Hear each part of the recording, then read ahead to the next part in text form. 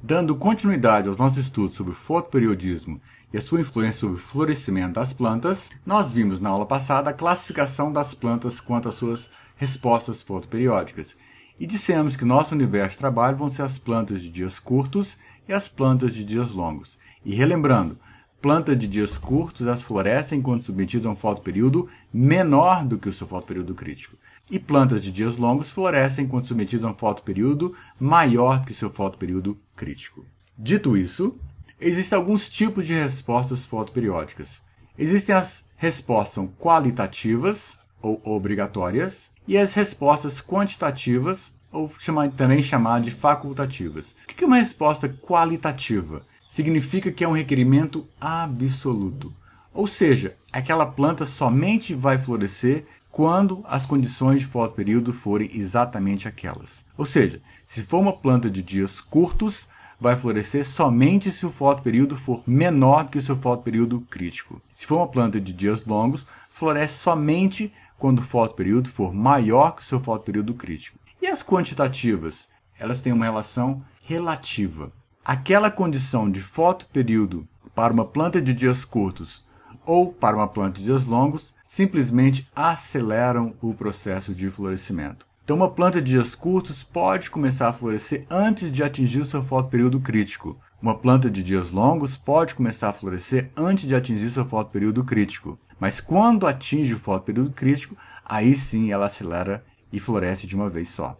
Nós vamos focar os nossos estudos nas respostas qualitativas, em que o requerimento é absoluto. E para a gente entender o mecanismo de percepção do estímulo para o florescimento nas plantas, nós colocamos várias perguntas que nós vamos respondê-las em sequência.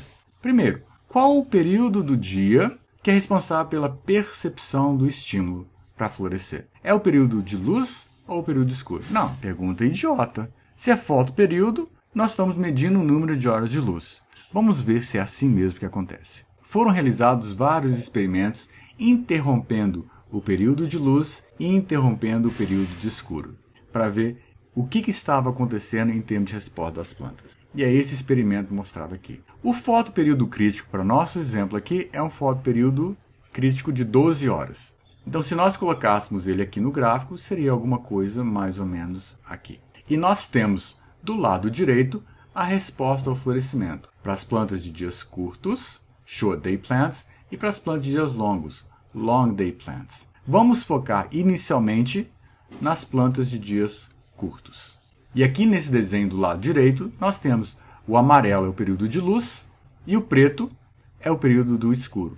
Isso tudo foi feito em condições controladas. Então, se nós estamos trabalhando com uma planta de dias curtos, qual que é o conceito de planta de dias curtos? É uma planta que floresce quando submetida a um fotoperíodo menor que o seu fotoperíodo crítico. Se o fotoperíodo ao qual está submetida é menor que o fotoperíodo crítico, ela vai e floresce. E o que acontece na segunda situação? Nós temos um fotoperíodo maior do que o seu fotoperíodo crítico. Mas qual que é o conceito para uma planta de dias curtos? É uma planta que floresce quando submetida a um fotoperíodo menor que o seu fotoperíodo crítico. Se o fotoperíodo ao qual está submetida é maior que o seu fotoperíodo crítico, ela não vai florescer, então ela vai vegetar. No terceiro caso, nós temos uma situação muito semelhante ao primeiro em termos de número de horas de luz. Repetindo o conceito, uma planta de dias curtos floresce quando submetida a um fotoperíodo menor do que o seu fotoperíodo crítico. O fotoperíodo ao qual está submetido é menor do que o seu fotoperíodo crítico? É. No entanto, eles fizeram uma interrupção no período da noite. Se o fotoperíodo é menor que o seu fotoperíodo crítico, eu esperaria que ela florescesse. No entanto, ela vegetou. Vamos fazer um outro exemplo. No quarto caso, nós temos uma planta que está submetida a um fotoperíodo maior do que o seu fotoperíodo crítico. Qual que é a definição de uma planta de dias curtos? Uma planta que floresce quando submetida a um fotoperíodo menor do que o seu fotoperíodo crítico. Se o fotoperíodo ao qual está submetida está maior do que o fotoperíodo crítico, ela não deve florescer. Aí eles fizeram o quê? Interromperam o dia. O que aconteceu com a planta? Ela continuava vegetando, exatamente igual ao caso anterior. Na quinta situação, eles fizeram uma modificação artificial. Fizeram um dia menor do que 24 horas, mas submeteram a planta ao mesmo número de horas de luz, como é o primeiro caso aqui. só que a noite ficou mais curta. Qual que é a definição de uma planta de dias curtos? É uma planta que floresce quando submetida a um fotoperíodo menor do que o seu fotoperíodo crítico. Essa planta está submetida a um fotoperíodo menor do que o seu fotoperíodo crítico? Está. O que aconteceu com essa planta? Ela vegetou. Deveria florescer, mas ela vegetou. E no último caso, eles fizeram um dia artificial aumentando o tamanho do período escuro. Qual que é a definição de uma planta de dias curtos? É uma planta que floresce quando submetida a um fotoperíodo menor do que o seu fotoperíodo crítico. Neste caso aqui, está submetida a um fotoperíodo maior do que o seu fotoperíodo crítico. Então, nesse caso, se ela está numa condição com fotoperíodo maior do que o seu fotoperíodo crítico, ela deveria vegetar, não deveria florescer. No entanto, a noite era muito longa e ela floresceu.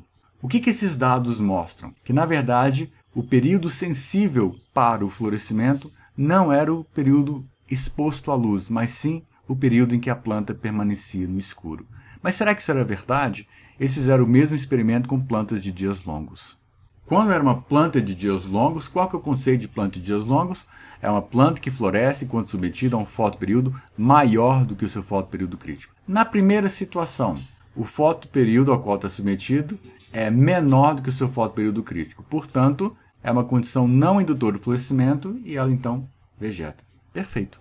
Numa segunda situação, está submetida a um fotoperíodo maior do que o seu fotoperíodo crítico. Portanto, ela vai florescer. Perfeito. Na terceira situação, é uma planta de dias longos. Planta de dias longos floresce quando submetida a um fotoperíodo maior do que o seu fotoperíodo crítico. Nessa condição, ela está submetida a um fotoperíodo menor do que o seu fotoperíodo crítico. O que a gente esperaria que acontecesse? Que ela vegetasse. No entanto, interromperam a noite. E ao interromper a noite, ao invés dela vegetar, que era o que se esperava neste caso, ela floresceu.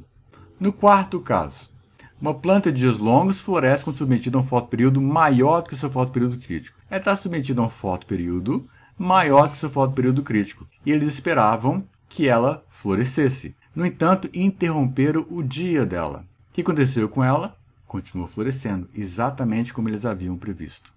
No quinto caso, na condição artificial em que reduziram o tamanho do dia. É uma planta de dias longos. Ela floresce quando submetida a um fotoperíodo maior do que o seu fotoperíodo crítico. Aqui está com um fotoperíodo menor do que o seu fotoperíodo crítico. O que se esperaria que acontecesse? Que ela não florescesse. No entanto, eles reduziram o tamanho da noite. O que aconteceu com ela? Floresceu. E no sexto e último caso, uma planta de dias longos floresce quando submetida a um fotoperíodo maior do que o seu fotoperíodo crítico. Aqui essa planta está submetida a um fotoperíodo maior que o seu fotoperíodo crítico. Mas nesse experimento, eles fizeram uma noite mais longa. Então ela está numa condição, se nós considerarmos o número de horas de luz a qual está exposta, ela deveria florescer. No entanto, ela vegetou. Este outro experimento mostra exatamente a mesma coisa. Aqui do lado esquerdo nós temos plantas de dias curtos. O que é uma planta de dias curtos? Floresce quando submetida a um fotoperíodo menor que seu fotoperíodo crítico. Aqui está o fotoperíodo crítico, essa linha tracejada. Essa primeira condição, a planta está submetida a um fotoperíodo menor que seu fotoperíodo crítico? Não. Portanto, ela vegeta. Nessa segunda condição, essa planta está submetida a um fotoperíodo menor que seu fotoperíodo crítico? Está. Portanto, ela floresce. Nessa terceira situação, para essa planta de dias curtos, ela está submetida a um fotoperíodo menor que seu fotoperíodo crítico? Está. No entanto, nós fizemos uma interrupção do período noturno. O que aconteceu? A gente esperaria, pelo número de horas de luz, que ela florescesse. No entanto, ela vegetou. E para a planta de dias longos, como está mostrado do lado direito aqui, o fotoperíodo crítico está mostrado aqui. Nessa primeira situação, uma planta de dias longos floresce quando submetida a um fotoperíodo maior que seu fotoperíodo crítico. Ela está com um fotoperíodo maior que seu fotoperíodo crítico? Está. O que acontece com ela? Floresce. Nessa segunda situação, ela está submetida a um fotoperíodo maior que seu fotoperíodo crítico? Não. É uma condição indutora para o florescimento? Não. Portanto, ela somente vegeta. E nesse terceiro e último caso, é uma planta submetida a um fotoperíodo menor que seu fotoperíodo? Está. É uma condição indutora para uma planta de dias longos? Não. Por quê? Porque ela precisa estar submetida a um fotoperíodo maior que seu fotoperíodo crítico. No entanto, nesse experimento, eles fizeram uma quebra da noite, colocaram luz no período da noite, interromperam a noite. O que aconteceu com essa planta?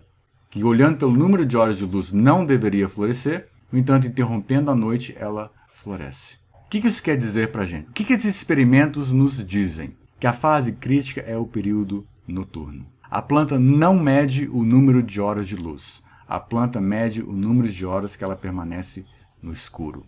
Em outras palavras, o fotoperíodo indutor não é o período de luz, mas sim o período de escuro. Se a gente fosse rigoroso com a terminologia, as plantas de dias curtos, na verdade, são plantas de noites longas. As plantas de dias longos são, na verdade, plantas de noites curtas. Então, o que manda não é o período de luz.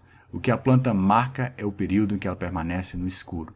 No entanto, nós vamos fazer todas as nossas análises baseadas no número de horas de luz. Porque já está impregnado na gente isso. Nós não falamos nictoperiodismo, nós falamos de fotoperiodismo.